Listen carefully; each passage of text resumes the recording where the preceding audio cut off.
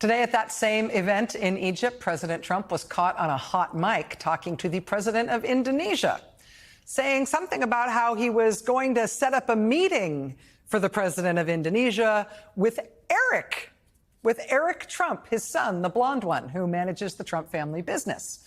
Eric Trump has no job in the U.S. government. There is no reason why an American president should be arranging meetings for one of his family members with the head of state of another country, particularly when he's at an international meeting on official presidential business. That said, that appeared to be what he did today in this hot mic moment at this event.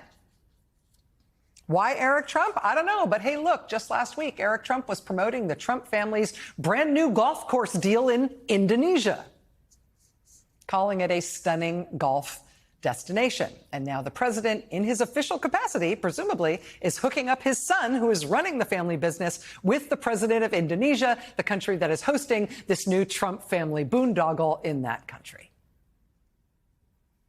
And that is not to be confused with the Trump family boondoggle in Qatar, where the Trump family has a new golf course and tower and luxury apartments or something or other. The nation of Qatar, Trump in his first term said they were a funder of terrorism at a very high level.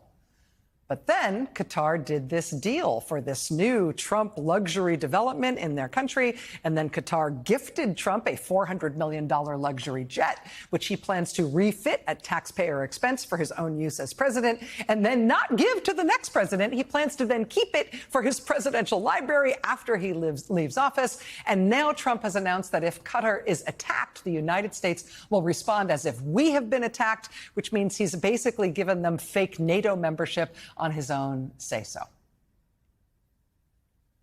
And then this. I'm also proud that today we're signing a letter of acceptance to build a Qatari Emiri Air Force facility at the Mountain Home Air Base in Idaho. The location will be host a contingent of Qatari F-15s.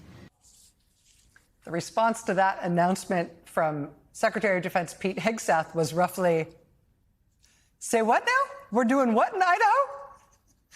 Who has an Air Force base in Idaho now?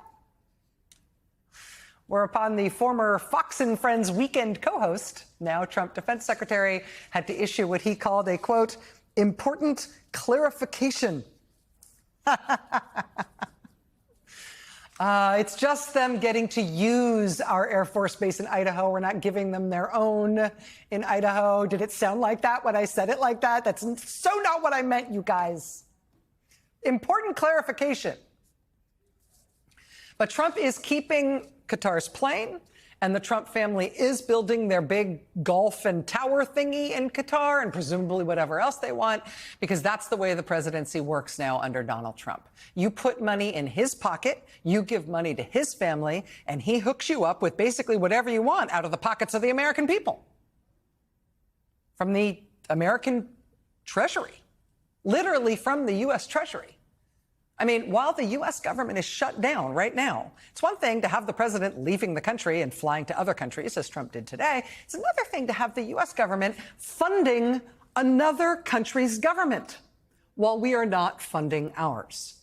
Nevertheless, Trump's Treasury Secretary, Scott Bessent, just sent $20 billion, just sent 20 billion U.S. taxpayer dollars to go fund the government of Argentina, to go bail out their currency for some reason. Argentina's currency has dropped 27% in value already this year, but we're buying $20 billion worth of it. Why is that? That doesn't seem like a good bet. Don't worry, it's just a loan. Right, think we're going to get that loan back?